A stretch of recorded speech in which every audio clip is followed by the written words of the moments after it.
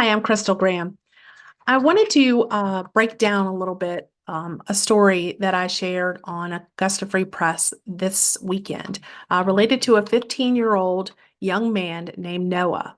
Noah is a trans student in Augusta County, and he wanted to share his story. Part of the reason that I reached out to Noah and his family initially was because I wanted to be able to put a voice to someone who has transitioned. I think that a lot of people hear the word trans or LGBTQ plus and have a lot of preconceived notions about what that means, right? Just last week, I believe, former President Donald Trump was at one of his rallies with, I believe it was Moms for Liberty, and made, a pretty rude statement that had to do with kids. And it also shows how uninformed a lot of people are, even someone who's previous been the president of the United States. Certainly, if he's misinformed, some of the people who tune in right now might be as well, or might know people that are as well. Donald Trump made a comment at this event, basically that your kid goes to school and comes home a few days later with an operation. The school decides what's going to happen with your child.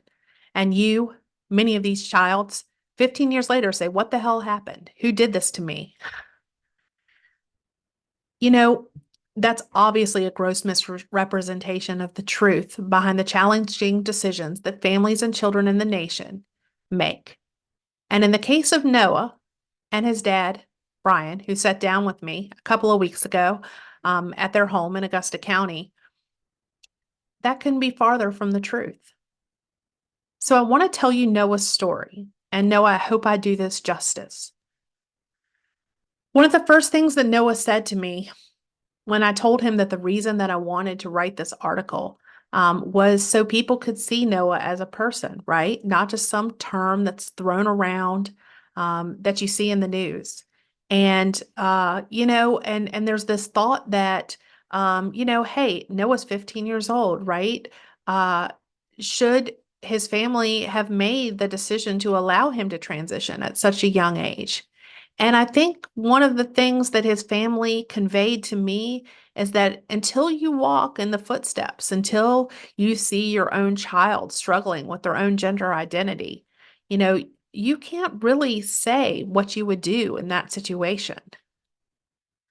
So, one of the things that Noah said is it frustrates me when people say being gay or trans is a choice because I would not choose this.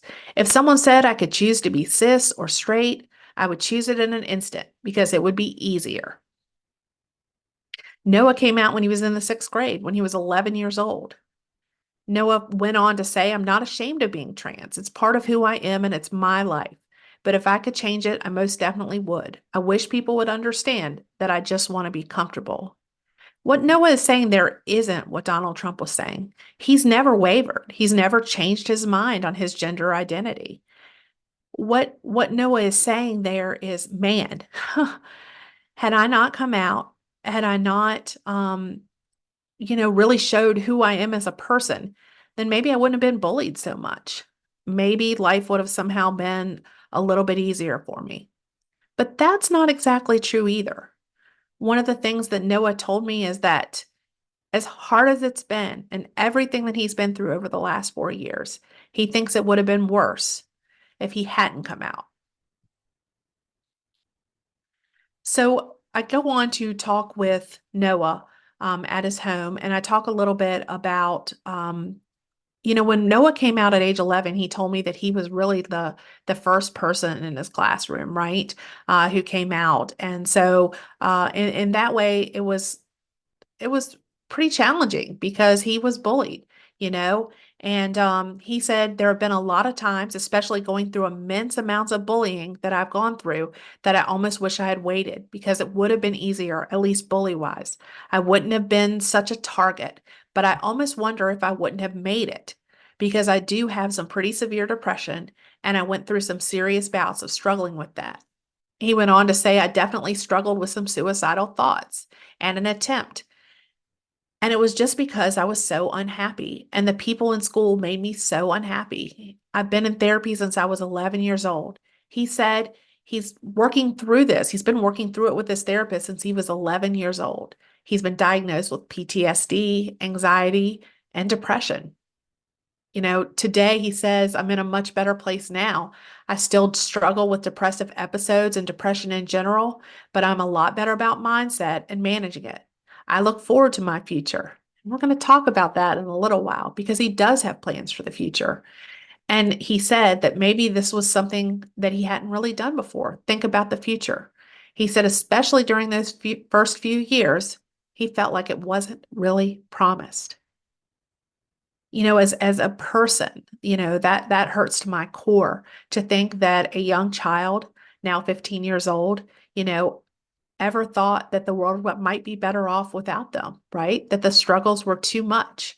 My own twin sister died by suicide when I was 15 years old, and I only wish that perhaps, there had been something where we could have helped her too. In Noah's case, though, he's come out on top of this, despite the bullying, uh, despite the fact that school was very difficult for him. And despite the fact that, he's also just a teenager growing up, dealing with puberty.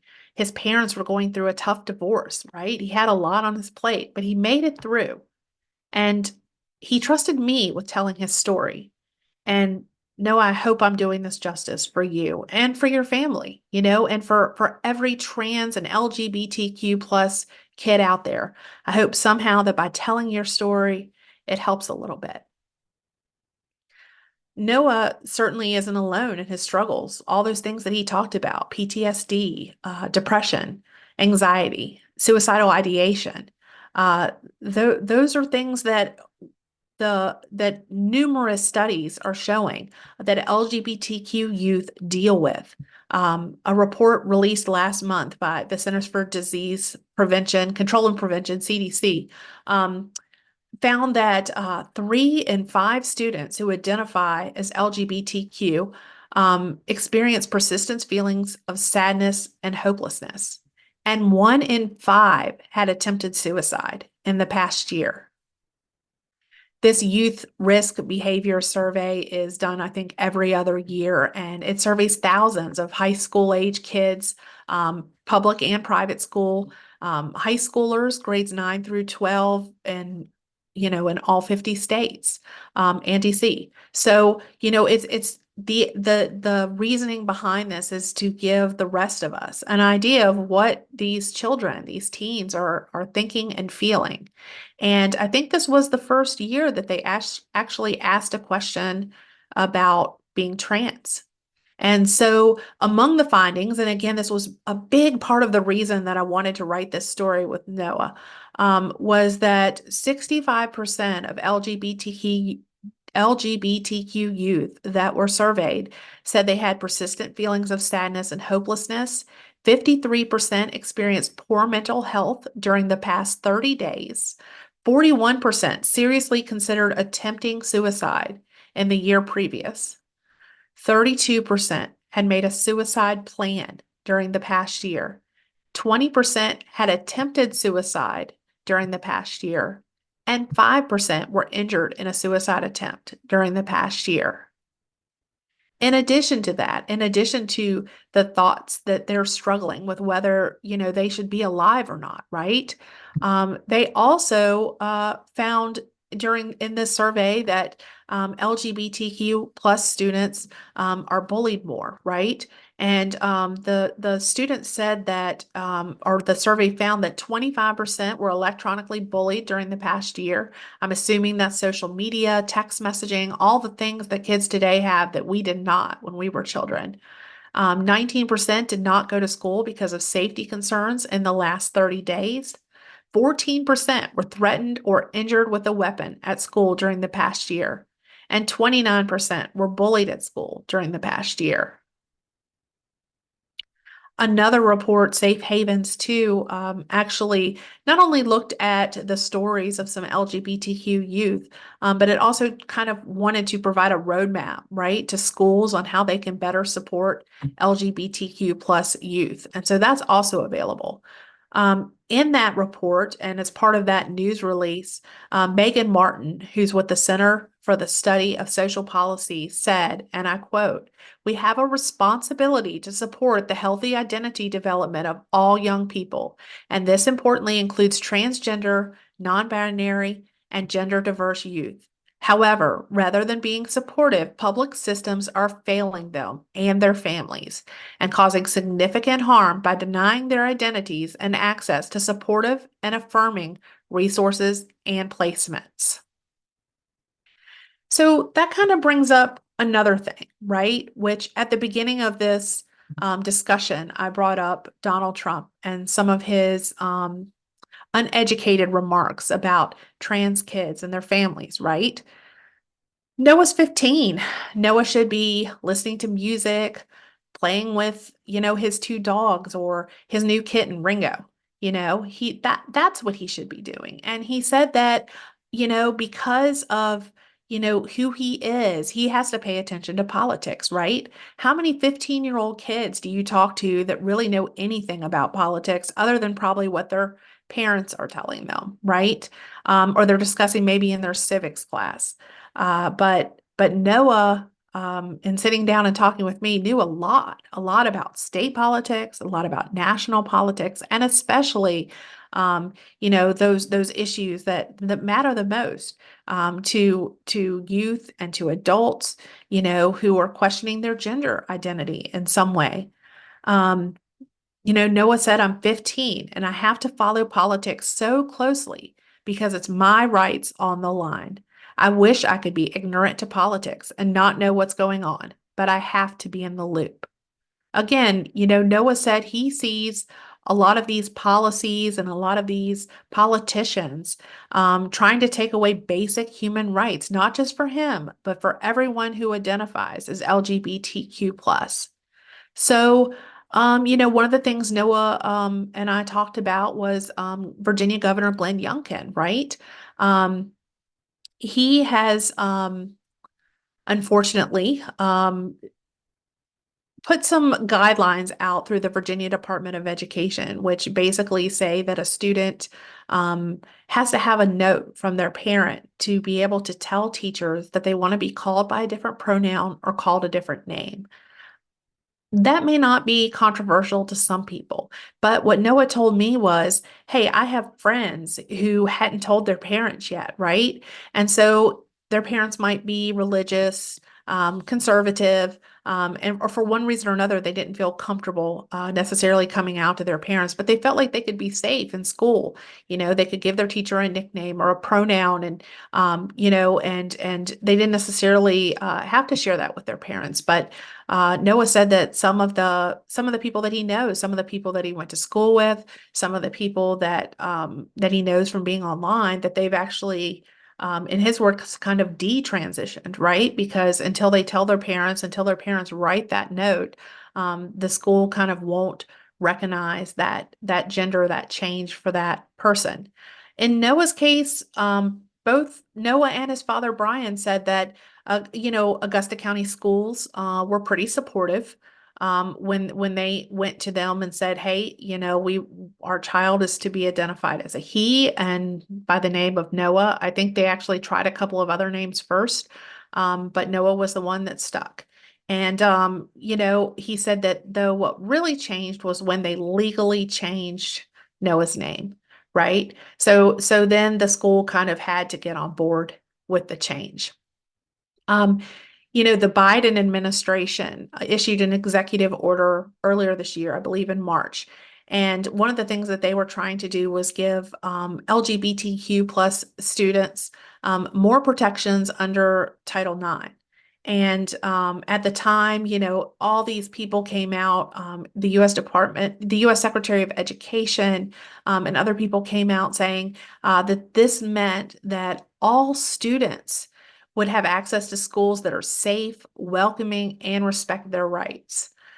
It meant that the rules that the Biden administration put out there meant that students could use the locker room consistent with their gender identity, could attend prom and dances with same-sex dates, and could depict LGBTQ plus subjects in the art they paint and the stories they write.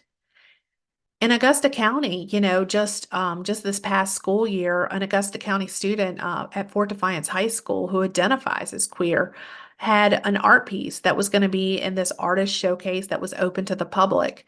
And school board members, I guess, got a preview of that showcase, and two of them didn't like a piece of artwork. It wasn't consistent with their values. And they called an emergency meeting of the Augusta County School Board to try to get this piece of art removed from the showcase, right? So if you say, hey, these things can't happen, right? These people can express their views.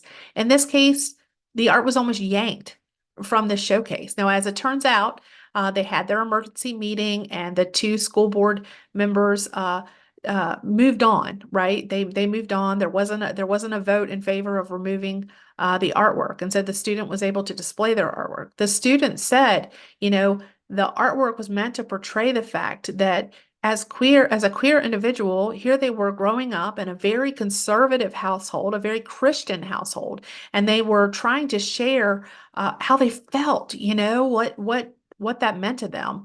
And so thankfully that piece remained in there. And I'm sure, as many of you know, I think it's called the Streisand effect, because of all the publicity that was generated because the school board members brought it up. I have a feeling that attendance was a little higher at that artist showcase than it would have been otherwise. And so, that's a good thing, because I think that more messages and, need to get out there, and that queer students need to be able to share how they feel, whether it's in writing or in art. Um, so, the move by Biden to be able to uh, not allow schools to misgender students or create an environment where LGBTQ plus students are bullied was unfortunately stopped short. Um, and it was short-lived. Attorney generals in the United States, Virginia's among them, sued. They sued the Biden administration, and they said that that the changes were too much. And the U.S. Supreme Court, who many of you know, is tends to lean conservative. There were multiple judges added during Donald Trump's presidency. They said the changes were too wide sweeping. And and then of course Youngkin has his policies on top of that. So all of that is kind of stalled at this point. I talked earlier about Noah and how some of his friends and some of his peers, who can't come out to their parents and can't express themselves in school, how challenging that is for them. Noah said he's very grateful that he has a very supportive family, and that as a result of that, he doesn't have to, keep his gender identity a secret, right? And so his parents allowed him to wear a binder and eventually get hormone replacement therapy. And, they, well, I talked to Brian, during the interview, his dad, and, I asked Brian, like, how did you feel when Noah came out to you at age 11? And Brian said that he had been seeing changes in Noah, where he went from, and Noah used this term, but a pretty pink princess to more of a tomboy wearing, baggy clothes, maybe identifying a little bit more with his younger brother, right? Um, and that Noah says that, it's because of this family that he's doing so much better now. He said there were definitely some periods where it was a serious concern, and that's why my parents agreed to let me do the hormone replacement therapy, because I felt I needed it just to feel like I could get through my teenage years safely. So, I asked Brian, well, how did you feel? And he said there were definitely some gut check moments going through all the things with the doctors and stuff. He said, people say it's just a phase, but he also says that until you're there with your own kid, you don't know how you're going to react to a situation like this, right? He knew it was serious, and he knew that, especially in the case of his son, Noah, it wasn't, anything fleeting, right? They were making life-changing decisions, and they were able to do so because they knew that Noah was unwavering in how he felt.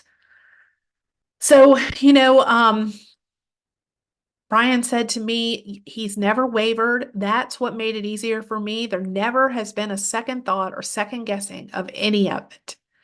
Um, Brian's a handyman by nature, right? So he's actually done some work on my house in the past, and he's a big burly guy, right? He likes to play poker and um, he was telling me that some of his poker buddies that he plays with, will occasionally be talking about subjects in the news and things like that. And of course, anybody who pays attention to the news knows that there's been a lot of news stories related to transgender athletes at all levels, at high school levels, at the Olympics.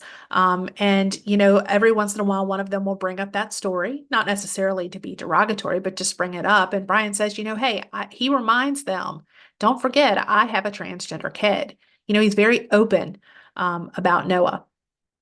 And so, as a result of that, I think that Noah feels like, man, my dad has my back. And, Noah said that he thinks that, his dad, seeing him happier, seeing him flourishing. And again, we'll talk more about that later, but it kind of reinforces that the difficult decisions that they made as a family were the correct decisions in their case, in the case of Noah, right?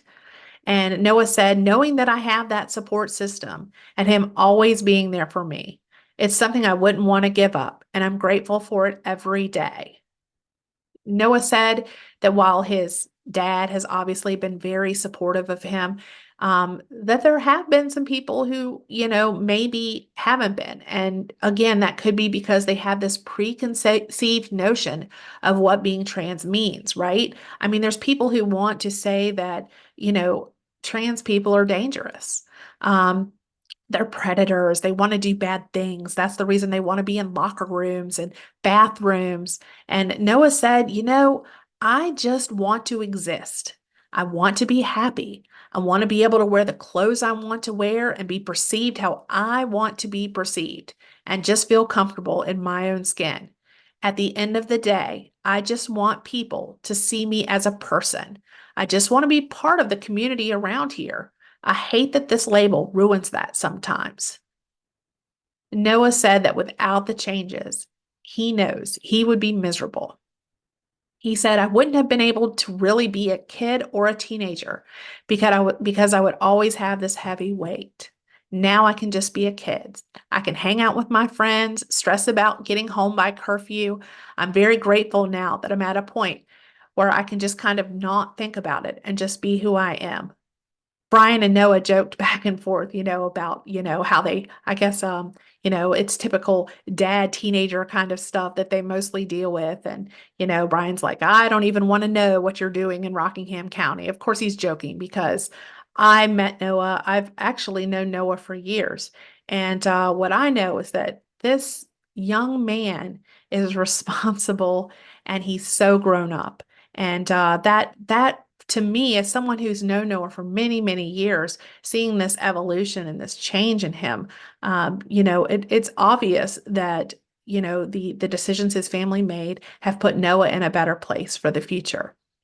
Noah was sitting on his family's deck and, on the back of the home and, Brian and Noah were kind of overlooking the mountains. I said that there were a couple of dogs running around that belong to them. And, he has this new kitten, Noah does, named Ringo, named after the Beatles, and I guess there were five kittens or something. And so he got the one named Ringo. And he was showing off, Ringo and showed me, his teenager bedroom, which, like all teenagers' bedrooms is a little messy. And, the only thing that might be different than a typical teenager's room is there was a transgender flag hanging in the room, right? Um, Noah said to me that he feels like, he says, I have a safe place where I can come and just relax and not really have to stress about what's going to happen. But I know a lot of people that don't have that. And he said, that sucks, to put it bluntly. It's difficult enough being transgender and dealing with the internal part of that. But he said, the feeling that you're like uncomfortable in your own skin is something that's really hard to get over. And he said, and then you're dealing with everything else, right? Everybody else's feelings about what you're doing. And it adds this whole other layer to things. And that's beyond his own depression, anxiety, stress from school, the fact, like I said earlier, that he's going through puberty. So there's so many factors that he said make it unbearable for so many people. And he's grateful, he said, that I can be out because it takes the stress of holding that secret away. There were some people, family and friends, who maybe didn't necessarily agree with his transition, based on religion or, other things. But he said they've pretty much tolerated the change. I guess they've gotten kind of used to it, he said, because it's very obvious that it's not going away. I've been very consistent since I came out. Noah also said a lot of people don't see transgender people as people. If more people would actually listen, it would make such a difference. Noah's someone who said that, people do make cruel comments from time to time. And there are other people who just make simple mistakes, right? They accidentally misgender him. Longtime, family members, things like that, may accidentally refer to the wrong gender from time to time. And he's very understanding about that. But what he's not really understanding about are the people that don't try to understand the issue more before making, ignorant comments about being trans. And so Noah said, I'm like an open book, right? Ask me questions. I'm happy to answer them. And that's what he did for me, right? He said, I want to talk about this. I want people to know my story. I want people to know that I'm a person. And I think, and that goes a long way. There was nothing that was off limits when I chatted with Noah. I gave Noah the opportunity to not use his real name. And he said, I'm open about this. It's fine. His dad agreed. His dad said, no, you can use my name. And so, when I sat down at the interview, that was the very first thing I said. It's at the end of this interview, the decision's yours. And Noah said, everybody pretty much knows my story at this point. But Noah's story was something that has evolved, right? Because he came out when he was 11, he's now 15. He said, I didn't always have thick skin. Every slur really got to me. I now know how to stand up for myself and not take it.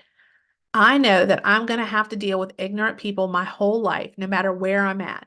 I've come to terms with this is my life, so I better figure it out now and how to handle it properly. Just learning how to accept it and deal with it internally, because the sooner I do that, the sooner I can enjoy daily things.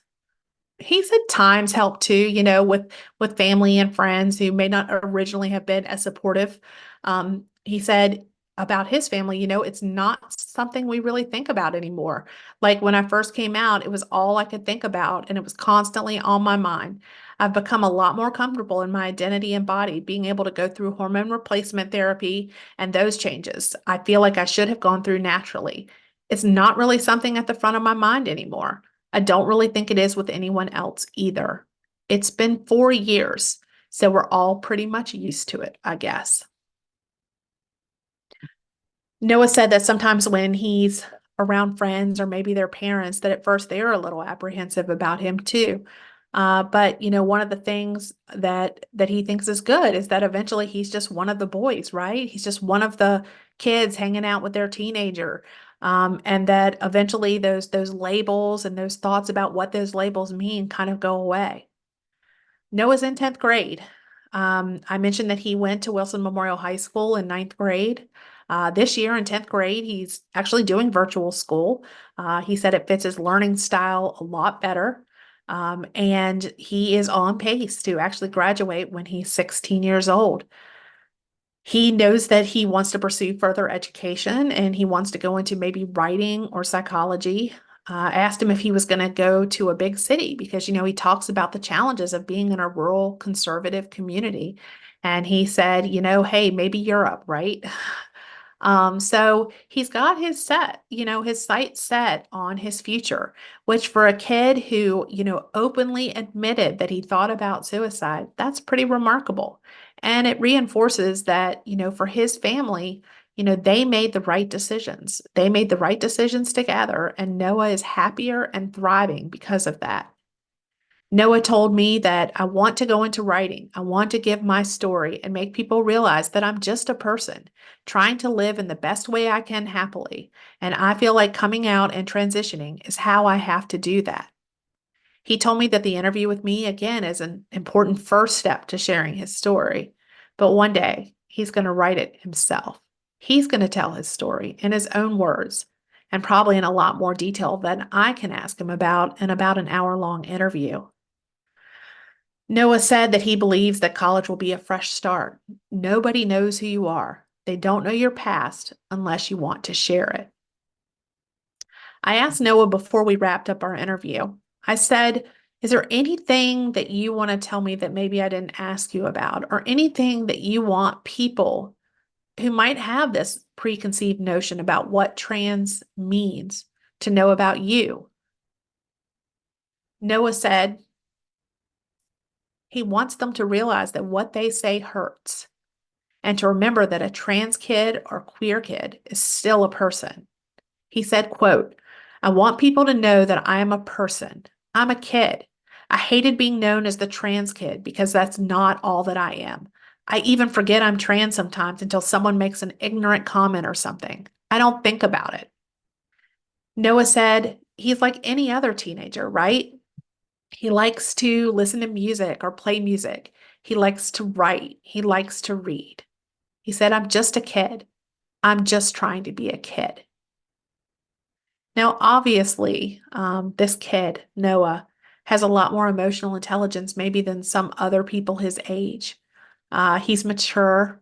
I, as someone, full disclosure here, have known Brian and Noah since they moved to Virginia from Arizona, what seems like many, many years ago. We went to Waynesboro Generals baseball games. They've been to my house.